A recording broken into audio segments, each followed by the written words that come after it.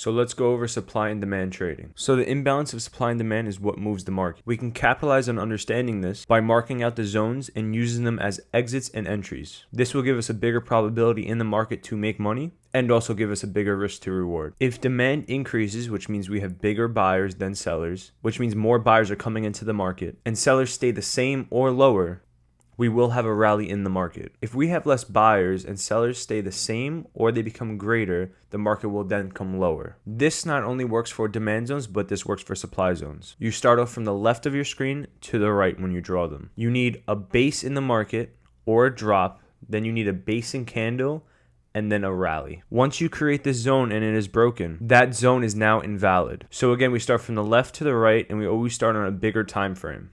And we work our way down. The same thing here. If supply ends up increasing and demand ends up staying the same or lower, we will have a drop in the market. If supply decreases and demand remains the same or greater, the market will then rally. Supply zones are the same thing, just basically inverse. You want to see a basing at an area or a big rally into an area, then followed by a basing candle and a big drop with volume. You also start from the left to the right and on a bigger time frame, then you work your way down. Now, the basic takeaways are the risk to reward are greater in supply and demand zones. A supply zone will always be higher quality in a bear market, and a demand zone will always be a higher quality setup in a bull market. So now that you can see my chart, this is the S&P 500 futures.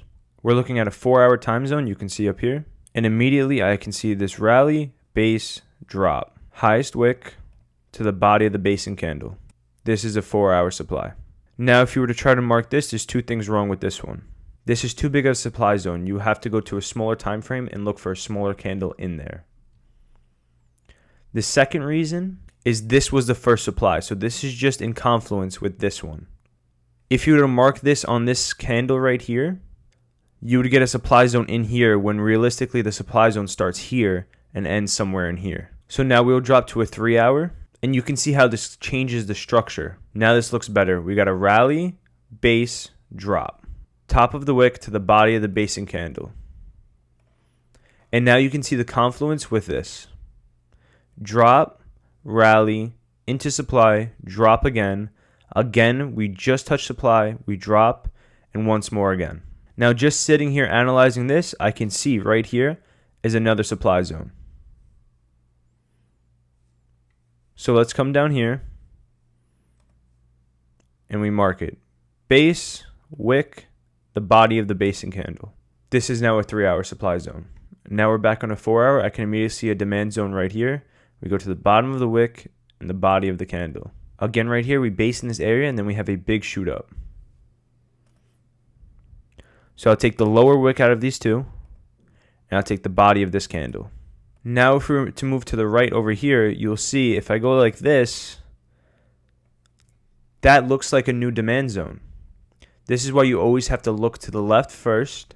You move over here and you see that this is the true demand zone. So now we grab the wick and the body. And you can see this gives confluence with here. It rallied up a little bit, came back down, and came back up with higher pressure. Now if you take back and you look at everything, you can see that there was a supply zone here, a demand right here, one more supply zone here, and a demand right here. Once they are broken, they are deemed invalid. Even this example right here is invalid because we just broke this today. So what we would do is we take it off the chart,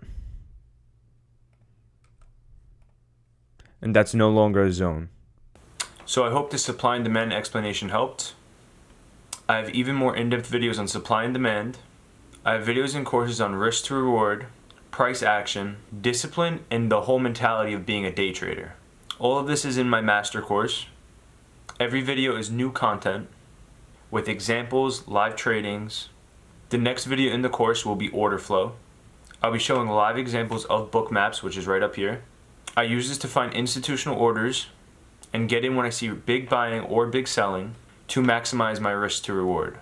I also have a Discord where I give pre-market plans, trade recaps, intraday commentary, and so much more. The Discord is brand new. I would really love to grow it into a big community of traders for not only me, but for other traders to help each other become successful and maximize our profits. All my links to everything are in my profile. So follow my Instagram and subscribe here, and let's make money together.